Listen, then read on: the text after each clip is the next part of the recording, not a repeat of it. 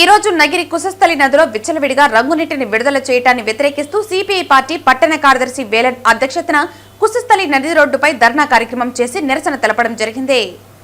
ఈ రోజు కుశస్థలి నదిలో విచ్చలవిడిగా రంగునీటిని విడుదల చేయడాన్ని వ్యతిరేకిస్తూ సిపిఐ పార్టీ పట్టణ కార్యదర్శి వేలన్ అధ్యక్షతన కుశస్థలి నది రోడ్డుపైన ధర్నా కార్యక్రమం చేసి నిరసన తెలపడం జరిగింది. ఈ సందర్భంగా సిపిఐ పార్టీ నగిరి నియోజకవర్గ కార్యదర్శి కోదండయ్య మాట్లాడుతూ నగిరిలో తీవ్రమైన సమస్యగా ఈ రోజు ఈ రంగునీటి సమస్యగా మారిందన్నారు. ఈ రంగునీటిని అరికట్టడంలో అధికార యంత్రాంగం పూర్తిగా విఫలమైందని, తమిళనాడు నుంచి వచ్చిన అక్రమ డైమింగ్ యూనిట్ వలన ఈ రోజు నగిరిలో తీవ్రమైనటువంటి నీటి కాలుష్యం ఏర్పడిందని అన్నారు. దీని వలన నగిరి ప్రజానికం అనేక రకమైన వ్యాధులతో ఇబ్బందులు పడుతున్నారని అన్నారు. ఈ రంగు పరిశ్రమలకు వ్యతిరేకంగా అనేక పోరాటాలు నగిరి ప్రజానికం చేస్తున్నప్పటికీ ప్రభుత్వ అధికారులు మాత్రం చోద్యం చూస్తున్నారని అన్నారు.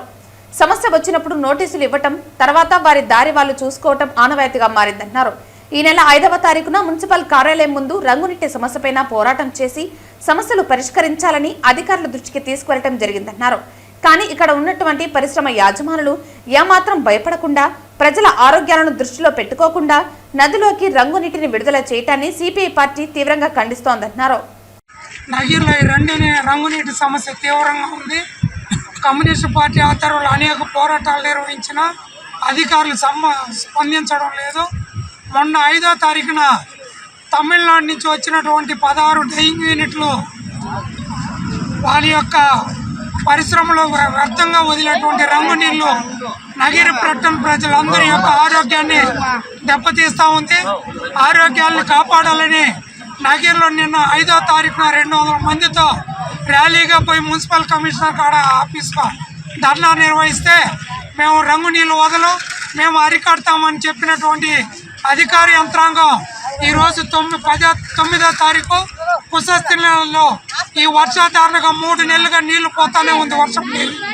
అయినా ఈరోజు రంగు నీళ్ళు వదిలి వర్షపు నీరులో కూడా ఈరోజు రంగు నీళ్ళు కలుషితం అయిందంటే వాళ్ళు విచ్చలవిడిగా వదులుతూ ఉంటే ఈ అధికారులు ఎవరి కోసం ఉన్నారని మేము అడుగుతా ఉన్నాం.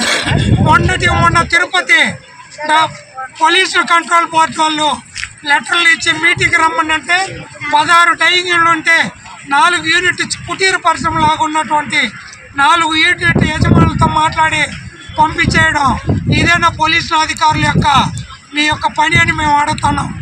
ఈరోజు అధికారులు ప్రజల డబ్బులతో జీతాలు తీసుకుంటున్నారు. మేము కట్టే ట్యాక్స్ డబ్బులతో మీరు జీతాలు తీసుకుంటున్నారు. ప్రజల కోసం పనిచేయాల్సినటువంటి అధికారులు కొంతమంది యజమానులు ఇచ్చేటువంటి డబ్బులకి లాలూచిపడి మీరు ఈరోజు విచ్చలవిడిగా ఈ విషపు నీరుని కుశస్థలి నదిలో కూడా వదిలి యావత్ రైతాంగం కూడా నష్టపోయే పరిస్థితికి ఈరోజు రావడం జరుగుతూ ఉంది.